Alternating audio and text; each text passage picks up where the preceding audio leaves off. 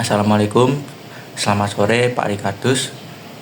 Perkenalkan, nama saya Ivan Apta dari Prodi Sistem Informasi Angkatan 23 dengan NIM F12 2023 00096. Di sini saya akan menjelaskan sedikit tentang eksperimen deep learning yang telah saya kerjakan dan saya kumpulkan pada tugas sebelumnya. Baik, saya akan memulai menjelaskan. Kita mulai dari bagian yang pertama, yaitu ada dataset dan import library.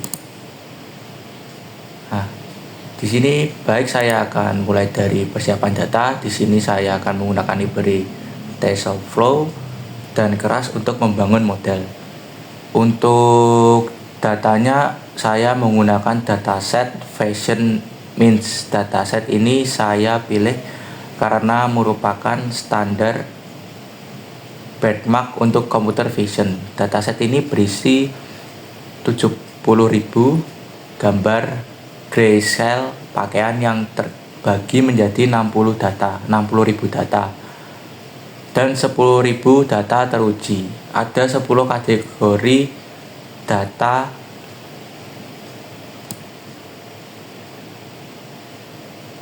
kelas di sini, mulai dari kaos, celana hingga sepatu. Nah, ini ada untuk dataset seperti ini, Pak. Untuk yang kedua saya ada pre-processing.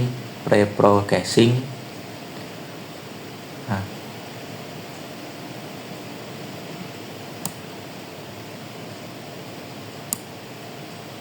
sebelum masuk ke pemodelan, saya melakukan tahap pre-processing. Pertama, normalisasi saya membagi nilai pixel dengan 255. Tujuannya adalah untuk mengubah rentang nilai pixel dari 0 sampai 255 menjadi 0 sampai 1. Langkah ini sangat penting agar proses kalkulasi matematika saat training menjadi lebih ringan dan model lebih cepat konvergen mencapai hasil yang optimal. Nah, untuk yang ketiga ada bagian arsitektur CNN.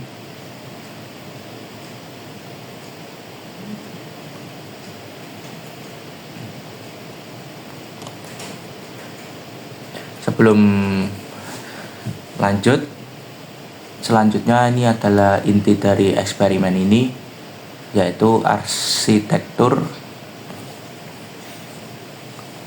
model. Saya menggunakan CNN, Convolutional Network. Alur logikanya terdiri dari dua bagian utama, adalah feature extraction layer. Di sini saya menumpuk layer dan max polling. Untuk yang 2D berfungsi seperti filter kamera yang mendeteksi fitur-fitur penting seperti garis, tepi sudut, dan tekstur kain.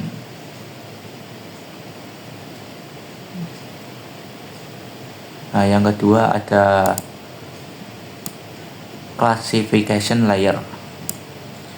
Di data saya ratakan menggunakan flatten menjadi vektor satu dimensi, lalu masuk ke dense layer.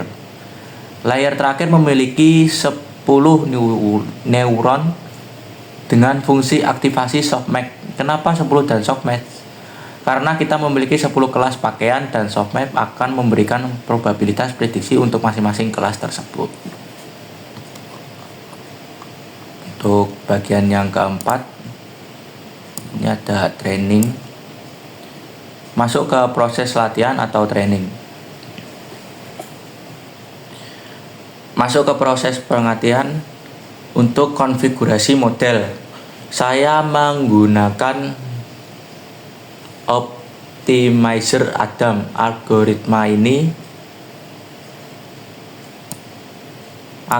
ini sangat populer karena mampu menyesuaikan learning rate secara otomatis sehingga efisien untuk dataset gambar seperti ini. Proses training saya jalankan sebanyak 10 epoch, artinya model akan belajar dengan melihat seluruh data latih sebanyak 10 kali putaran penuh.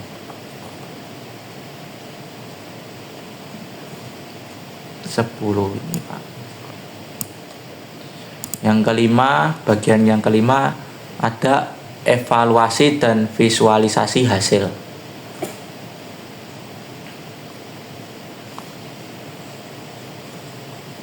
Nah ini Pak untuk gambarnya.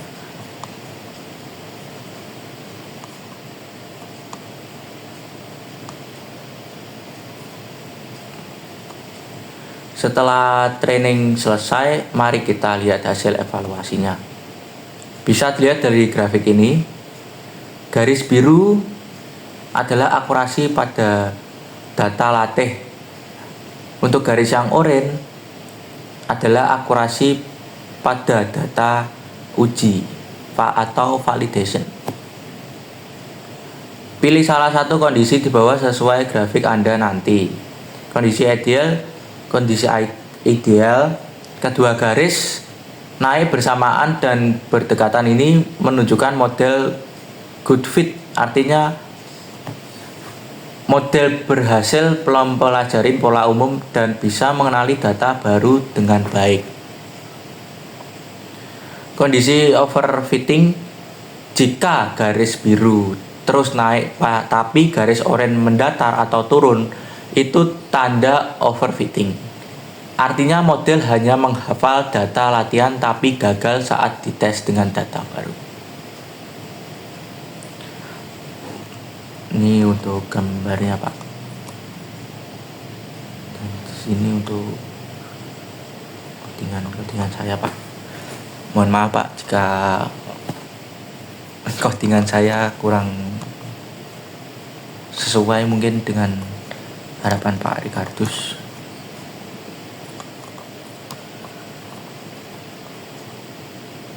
Ini Pak.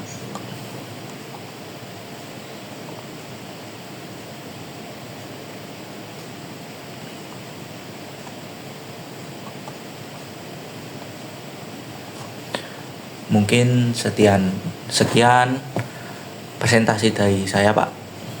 Saya tutup, mohon maaf bila ada salah kata. Selamat sore Pak, selamat pagi atau selamat siang Pak. Assalamualaikum warahmatullahi wabarakatuh.